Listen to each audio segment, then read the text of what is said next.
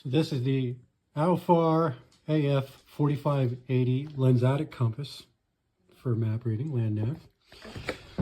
So when you open it up, it looks like it's a pretty decent compass. It says that it's shake proof. You don't really have any issues with that. It seems like it's pretty good quality.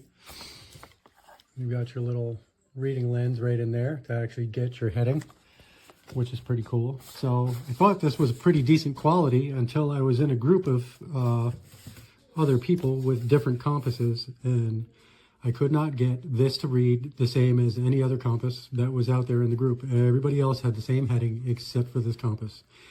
So through a little bit of trial and error and making sure it was nothing on my body, and switching compasses with everybody, this is what I noticed. When you have the compass sitting one way like this, you have your heading. But as soon as you start to lift it in one direction or another, you can actually see that it changes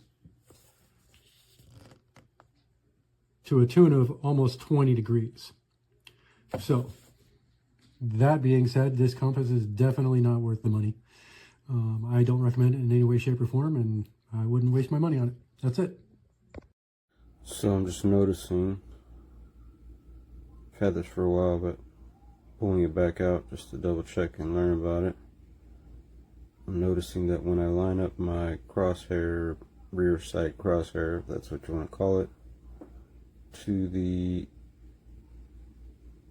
sight line up on top, the red line, degree line doesn't mark up, so I'm not necessarily sure if that's supposed to happen. It's off center to the right just a little bit.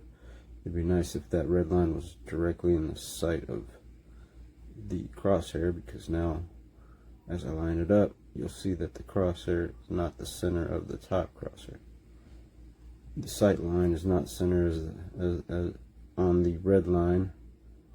If I were to line up the red line with the crosshair, I'm off up on top. If I line up here with the top, I'm off on the bottom. Just observing. Doesn't make you feel too comfy. Anchor this to a tripod or sit it up on a post and get it dead level. It really doesn't work very well, because when you get the bubble in the middle, you get a reasonably accurate result. But look at what happens when you move the bubble out of that circle. It swings around like crazy and it will give you an inaccurate result. So buyer beware. Certainly not something you would take bushwalking or orienteering or anything like that. It might be good for kids, but certainly not for serious work.